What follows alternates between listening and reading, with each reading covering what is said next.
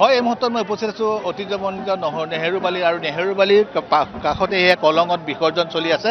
নগাঁও জিলাৰ বিভিন্ন প্ৰান্তত যি দুৰ্গা পূজা আয়োজন কৰিছিল সেই পূজাৰ প্ৰতিমা ইয়াত বিসৰ্জন দিয়া হয়। এই মুহূৰ্তলৈকে 25ৰ অধিক প্ৰতিমা বিসৰ্জন দিয়া হৈছে আৰু এই মুহূৰ্তত প্ৰায় 200ৰো অধিক নগাঁও চহৰৰ ভিতৰত আছে আৰু এখনৰ পিছত এখনকৈ পূজা সমিতি। আপুনি কোন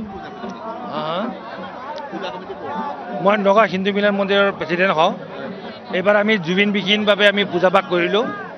আমাৰ সকলোৰে মনত দুখ, জুবিন দা আমাৰ মাজত নাই, অকাল মৃত্যুত আমি সকলোৱে ম্ৰিয়মাণ হৈ আছোঁ। তথাপি আমি পূজা পাঠ কৰিব লাগিব, সকলোৱে আনুস্পৰ্শিকভাৱে আমি পূজা পাঠ কৰিছোঁ। সুন্দৰকৈ বনাইছিলে মন্দিৰ আমি বনাইছোঁ। প্ৰতিবাৰে আমি সকলোকে মেছেজ এটা দিওঁ।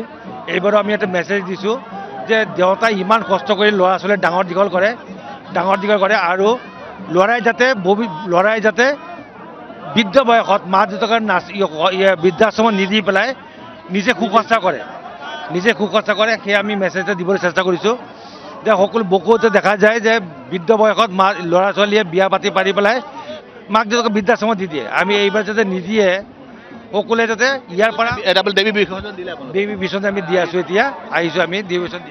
হয়, আমি ইয়াৰ পৰিৱেশ দেখুৱাই আছোঁ।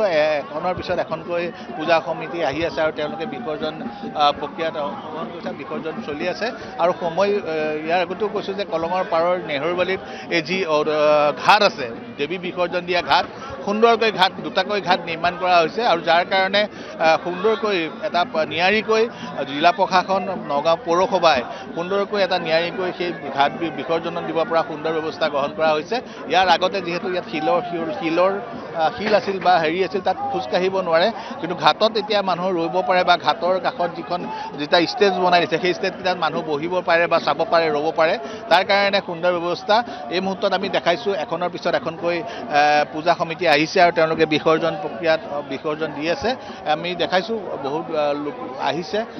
কিছু ইয়াৰ পোনপটীয়া পৰিৱেশ আমি দেখুৱাইছোঁ ঐতিহ্যমণ্ডিত নেহেৰুবালি আৰু ঐতিহ্যমণ্ডিত নেহেৰুবালিৰ সেই পৰিৱেশ আমি ইয়াত বিশেষকৈ ক'বলৈ গ'লে এখনৰ কলঙৰ পাৰত যিটো ঘাট নিৰ্মাণ কৰাৰ কাৰণে সুন্দৰ হৈছিল কাৰণে আমি আন কিছু ঠাই দেখাব বিচাৰিছোঁ। আমি এই মুহূৰ্তত দেখাইছোঁ প্ৰতিমা বিসৰ্জন চলি আছে আৰু বিসৰ্জন পোনপটীয়াকৈ দেখাইছোঁ বিসৰ্জন চলি আছে।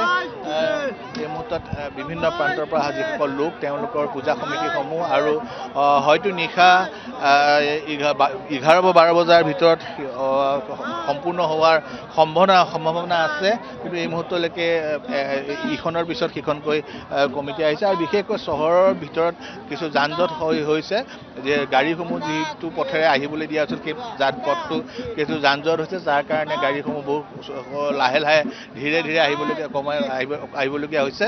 আৰু এই মুহূৰ্তত আমি কিছু লোকৰ ওচৰলৈ যাবলৈ চেষ্টা কৰিম। আমি তেওঁলোকৰ ওচৰত যাম, তেওঁলোকৰ লগত কথা পাতিম। পৌৰসভাৰ লোকসকল লাগি আছে। আপোনালোকে লাগি আছে? লাগি আছে। আমি কাম চলি আছে পুৰা।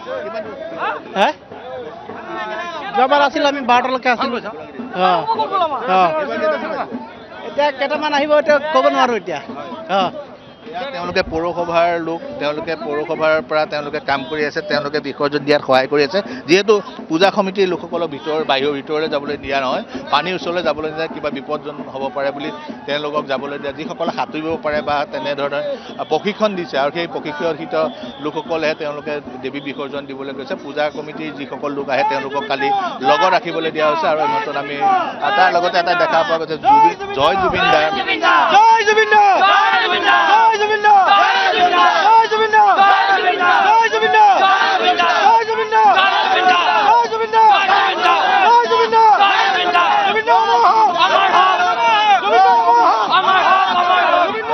হয়, এটা বস্তু দেখা পোৱা গ'ল যে লগতে জুবিন দা অমৰ হওক ধ্বনিৰে মুখৰিত হৈ পৰিছে ইয়াত আৰু সকলোৱে এটাই বিচাৰিছে যে জুবিনবিহীন এইবাৰ পূজা হৈ গ'ল আৰু এই মুহূৰ্তত আমি পোনপটীয়া পৰিৱেশ দেখুৱাইছোঁ। হয়।